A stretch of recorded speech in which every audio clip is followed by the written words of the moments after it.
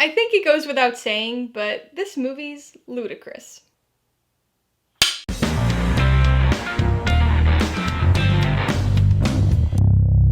Hey everybody, welcome to Mainly Movies. As part of my Fast and Furious franchise review series, today I'm going to be talking about the 2003 action comedy sequel, Too Fast, Too Furious. If you're new here, please consider subscribing for a variety of movie-related content like reviews, ranked lists, and trailer reactions.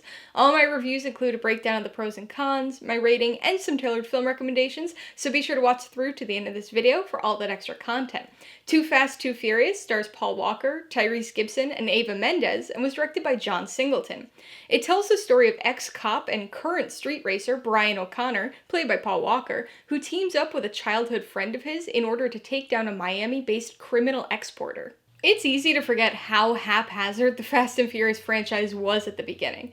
I mean, let's be honest, it's still pretty haphazard now, but at least it's currently driven by a big overarching storyline, however ridiculous it may be. At the beginning, though, this franchise didn't have any plan. The first film didn't need a sequel, or 9, but it certainly set itself up for one, and then promptly forgot about it for 8 years. Instead of a proper sequel, we got this film. If it had come out today, it would have been called something like O'Connor and Pierce, and been promoted as a spin-off, along the lines of Hobbs and Shaw. But it was 2003, and so somehow, this spin-off film with only a single returning character and almost no plot connection to the original film got branded with an edgy number substitution title and made its way into the ranks of the official franchise. It's very easy to just dismiss Too Fast, Too Furious. And honestly, I don't blame people who do dismiss this one, because it's got a lot of things working against it. No Vin Diesel, no meaningful story, limited street racing, the hollow perpetuation of a ridiculous franchise. So I can totally understand why this film sits at or near the bottom of most people's franchise rankings. There's no denying that, much like the rest of the series, this movie's completely ridiculous. But unlike the first movie, Too Fast, Too Furious owns its ridiculousness. It accepts and embraces its absurdity with a bright, colorful, campy self-awareness. Rather than trying to take itself or its story seriously, it fully leans into the silliness and ends up being one of the most purely fun movies in the franchise. The Fast and the Furious had an occasional funny line here and there, but this sequel really dials up the humor all around. It's got plenty of jokes built into the dialogue this time, but it's also situationally funny. By being as self-aware of its over-the-top absurdity as it is, it's able to be almost self-deprecating at times.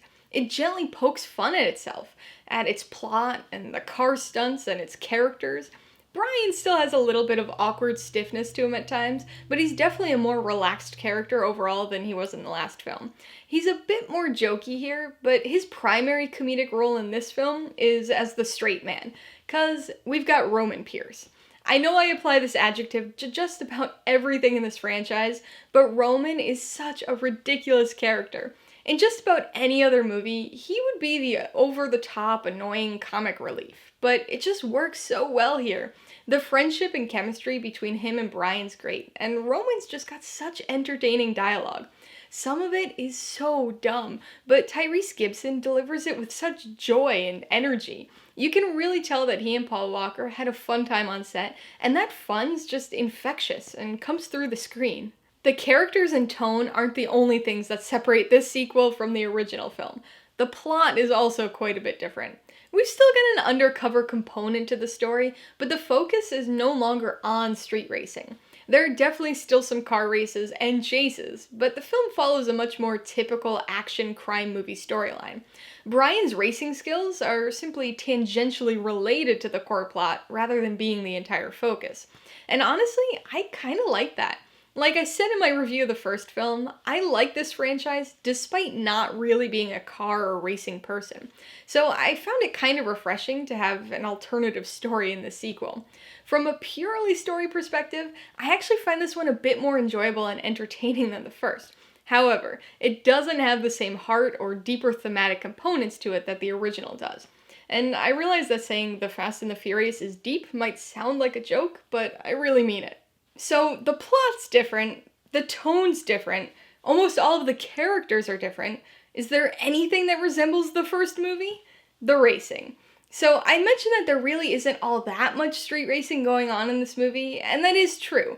There's only one traditional street race at the very beginning, and even that race isn't just a straightaway drag. The other races have quite a bit of variety to them, like the tryouts or the tag team relay race. Just like with the first movie, there's an awful lot of very noticeable CGI during the races. It utilizes the same goofy NOS speed blur effect, but actually takes it a few steps further, with moments that are completely animated, and look more like they belong in the Speed Racer movie than Fast and Furious. It's all still eye-rolling here, but somehow the fun, self-aware tone of the movie makes it a lot more tolerable this time around. As odd of a sequel as this film is, it sets an important precedent for the franchise. It's bigger. It's more over the top. It's more ridiculous. That's a trend that we see throughout this series, as each subsequent film tries to one-up its predecessor. Here, we've got an almost entirely new cast of characters, most of which find themselves with moderately significant roles later on in the franchise. We've got increased humor and self-awareness, and we've got some slightly more elaborate stunts. Dom's wheelie was the big awe-inspiring moment in the original film, but we've got two impressive and entertaining aerial feats in this movie.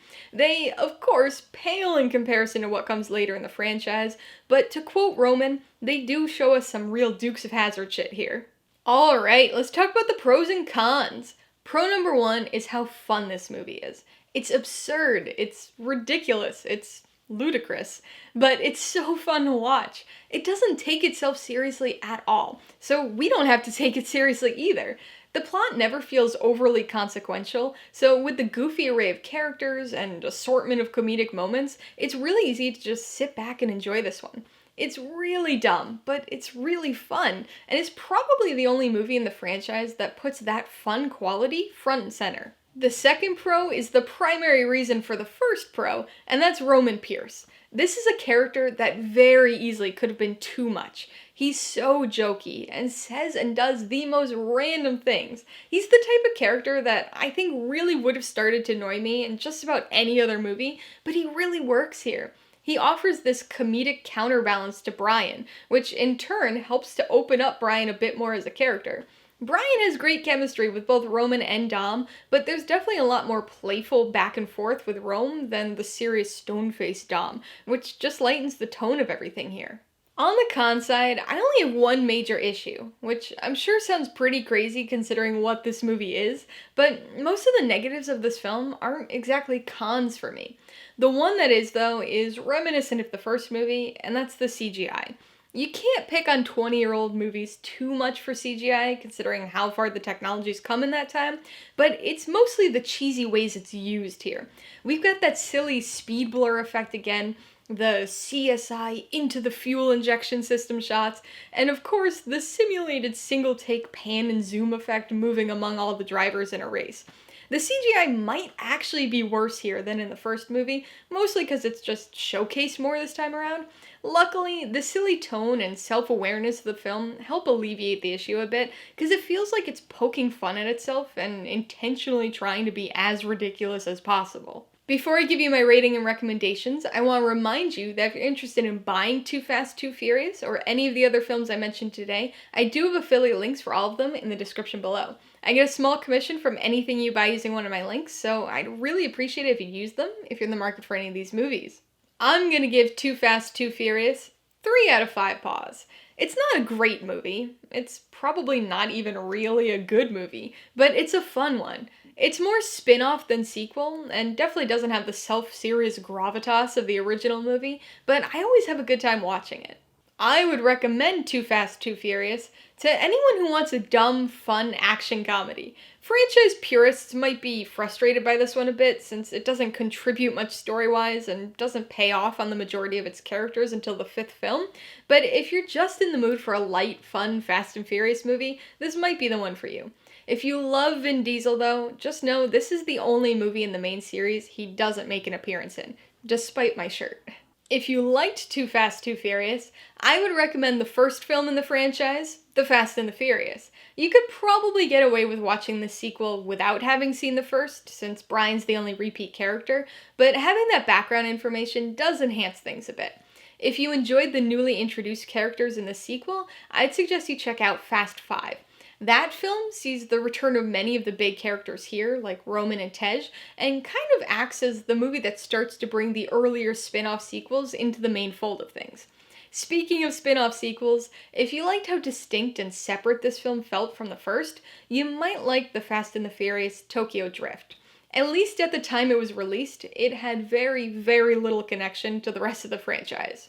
Alright, a couple questions for you guys. Number 1, have you seen Too Fast, Too Furious? If so, what'd you think of it? And number 2, what's your favorite sequel that only features one returning cast member? Be sure to leave your answers in the comments below so we can get a discussion going. Alright, so if you got some enjoyment, insider information out of this review, I'd appreciate it if you'd hit that like button. And if you haven't done so already, please hit subscribe while you're at it to see more videos like this. Till next time, this has been Alyssa with Mainly Movies, the way life should be.